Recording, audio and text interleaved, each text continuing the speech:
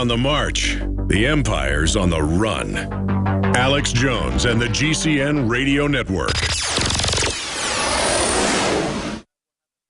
From the water table to our soils to the atmosphere itself, our world is becoming more and more toxic each and every day. But it's not just the air outside that's toxic. Indoor air has been shown to have 2 to 5 times higher concentrations of pollutants than even outdoor air. And most Americans spend 90% of their time inside using toxic chemicals within their homes. There are more than 42 million smokers in the United States. Well over 1,000 types of mold and mildew linked to numerous conditions. And don't forget the fact that 6 million Americans live with pets they're allergic to as well. When I began to research these statistics, it was clear to me it was time to start cleansing my lungs in order to combat the toxic environment that we cannot escape, but that we can fight back against. Made with organic and wild cultivated herbs and manufactured in the USA, the new InfoWars Life Lung Cleanse is here in a convenient spray bottle that can be brought with you throughout any toxic environment. Now available exclusively at InfoWarsLife.com or by calling toll-free 888-253-3139. Alex Jones here to tell you about how you can help spread liberty worldwide while also enjoying what I have found to be the best tasting 100% organic coffee on the planet. For more than a decade, my favorite coffee has come from the high mountains of southern Mexico, where the Chiapas farmers grow their unique shade-grown Arabica beans. We have now managed to secure these sought-after beans in a highly customized blend. Discover and try a bag of the Patriot Blend 100% organic coffee at InfoWarsLife.com. This coffee gives you a long, smooth pick-me-up for hours without the headaches and heartburn that so many other coffees give me personally. Hands down, this is my favorite coffee, and it's taken us years to secure connections directly to the Chiapas Mexican farmers. Drop by the site today, order a bag or two, and I don't think you're going to be disappointed. Available in original or with our Immune Support Infusion Blend. You will be supporting a free press, all the while enjoying a truly great-tasting cup of my favorite coffee. Available at InfoWarsLife.com. When you're out on the road, the last place you want to be is on the road.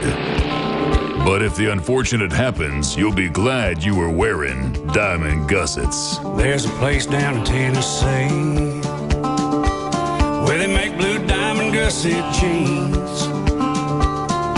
They so pride in every stitch, guarantee you love the way they fit. They put a diamond gusset in the crotch where you need it most. Blue diamond gussets got it, others don't. We turn jeans inside out. Diamond gusset jeans, made in the USA with unparalleled quality. Our Defender motorcycle jeans combine gusset comfort with Kevlar protection, so you can ride all day with confidence. Order yours at gusset.com. Diamond gusset jeans got it, others don't.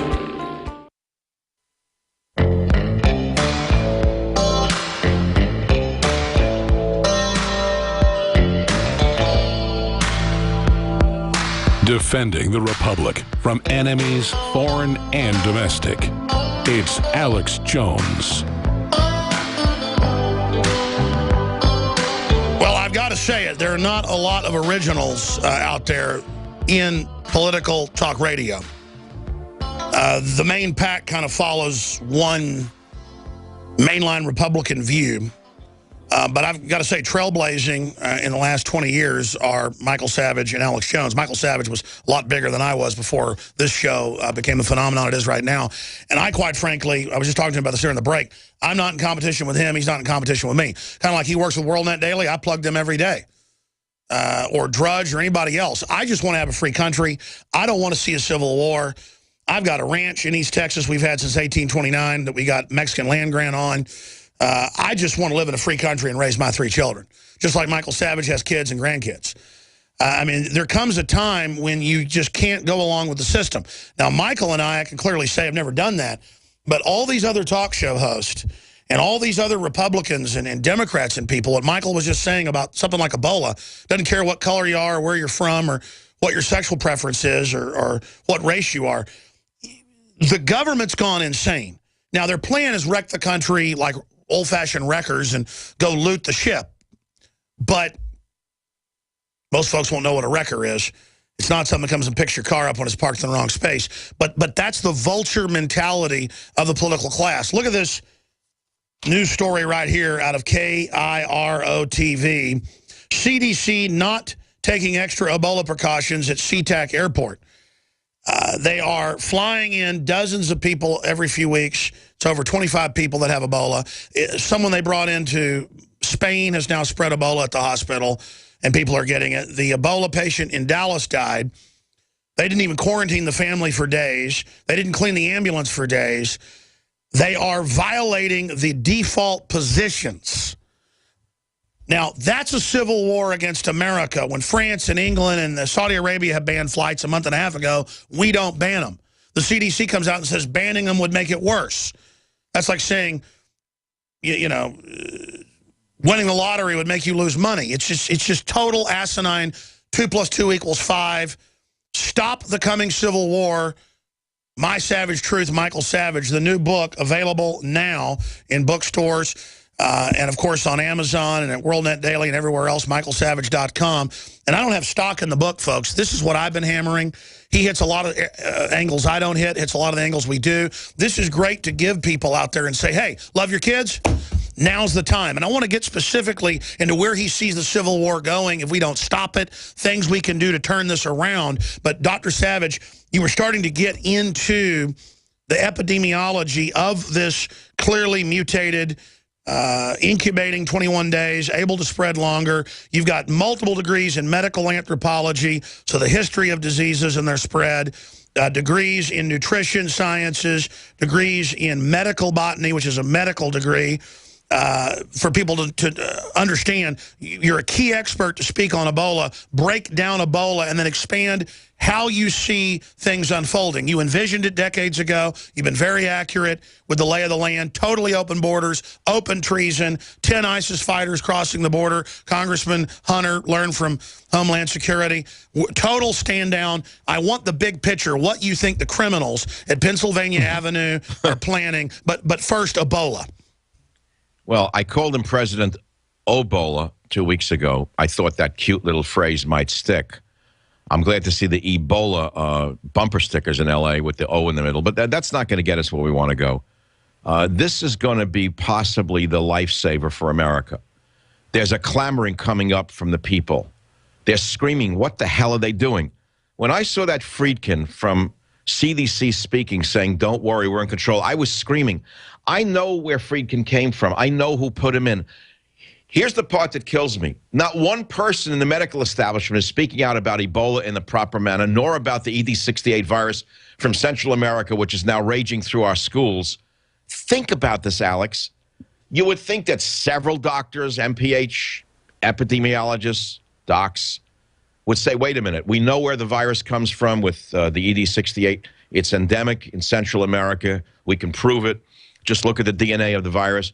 No one says a word. We're living in the ex-Soviet Union in the 1950s when there was a government and then there was no medical establishment. In fact, during the 50s, there was a thing called the Lysenko affair. I don't know if anyone remembers that. I do, yeah. It was false science put out by the government. And if anyone said otherwise, even though scientists knew it was all bull, you know what, they were dismissed from the universities or put into the gulag. They were saying you soak the wheat in the water and it makes it grow better and all this other crazy stuff that killed tens of millions. Okay, we now have a government scientific medical complex. Whatever the 4 horsewomen of the apocalypse say in the White House, the little parrots like Friedkin and Fauci at the NIH repeat like little parrots. We don't have any scientists left in this country. They're government scientists. It's like global warming. They say no one disagrees that global warming's real. Pay Al Gore money, even though it's a total fraud on record. Well, okay, that's one thing. We know that's just a scam for money for the grifters. But now the Ebola, this is no longer just greed. This is going to kill people. Why have they not stopped flights? As I keep saying, and this is the simplest point I can make to the doubting Thomasettes out there, African dictators and nations around the Ebola-plagued nations don't permit them to travel to their countries. Ipso facto, third world African dictators have more common sense than Barack Ebola. How is that possible? Why is he not being forced to ban flights? How can we keep hearing this crap about it'll cause an insurrection in Liberia? Well, what's at its heart? Well, I mean, you know psychology. I want your take. Why are they trying to be over the top, to break our will, to just exercise raw power? Why is it so naked when it discredits them? The optics destroy them. They don't care. I think that many of them are drugged, to be frank with you. I look at them and I watch them speak. I watch them. I look at their faces and I watch their mouths. There's a disconnect from reality. They do look like mental patients. They are mentally ill. Well, I wrote a book in 2005 called Liberalism is a Mental Disorder. It wasn't written in jest. Because many people say, well, why would they do this? I said, well, take this formula and plug it in. Liberalism is a mental disorder. It applies, Alex. I think they're crazy. They're drugged. They're on medication. They're like on antidepressants, and they don't know what the hell they're talking about. They're like robots. They're robotic. Let's go back a few weeks. Remember the fence jumper at the White House who got all the way into the White House, how they lied to us about that one? Yes.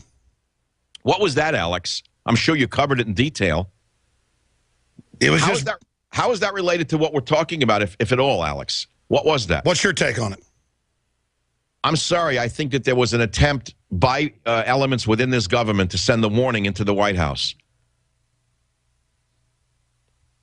That's what I'm getting from the military and others, is they really realize they're bringing the whole country down right now, and there is a major power struggle internally. Well, I don't know if that's the reason, or some caller said, Mike, you have it backwards. This was a false flag event to permit the White House to demand a bigger security barrier around the White House, sure, meaning a cordon sanitaire that's 2 blocks wide. So I kept saying, wait a minute. 2 years ago, an unarmed black woman with a baby in the back was executed by the Secret Service and the Park Police. Remember that incident? Yeah. She got lost. She was driving around. She wasn't anywhere near the White House, and they whacked her in the car with a fusillade of bullets with a baby in the back. Not only were they not indicted, they were given commendations for their bravery. How come she was executed and the fence jumper wasn't even attacked by a police dog? What's that about? It does look staged. Okay, so it's staged one way or the other. Take your pick, right? Staged to send a message saying, hey, excuse me, or to tell us he needs a bigger cordon sanitaire, sort of like, let us say, Uruguay or Paraguay with tanks on the White House lawn, maybe. I made you digress. Get back into Ebola and how serious you think it is, and how could they try to get away with this? Because either way, they've ordered a stand down. They've ordered a stand down on default medical procedures, CDC law, policy. What's happening? Okay, well, your question implies that they want it to spread. But I don't think that's the reason. I believe it goes back to the doxies and the agenda of the radical left, which is open borders, open borders, open borders. It's a religion to them, Alex. And as you well know, religious fanatics will keep repeating the doxies of their religion, no matter what's going on around them. So the doxy is keep the borders open, keep the borders open, good for America, good for the economy, keep the borders open. The minute they would close flights or suspend flights from Liberia and other plague that nations, would reaffirm common sense, and then that would be the beginning of the end of their religion. That's right. Then the religion would have to say, wait a minute, if you're closing that, why don't you close the border to Mexico? See, so they can't afford to reverse any agenda item. That's part of their strategy. Never, ever relent. Not for 1 second. Even if people are dying around you. I agree with you. That's why the CDC said we can't close the border. The CDC chief should be arrested. See, he gets me enraged. I know who put him in power, and I know why he was put in power. It was to prevent quarantine during the AIDS epidemic. They put friendly people in every public health department across the United States. You look around, you'll see what I'm talking about.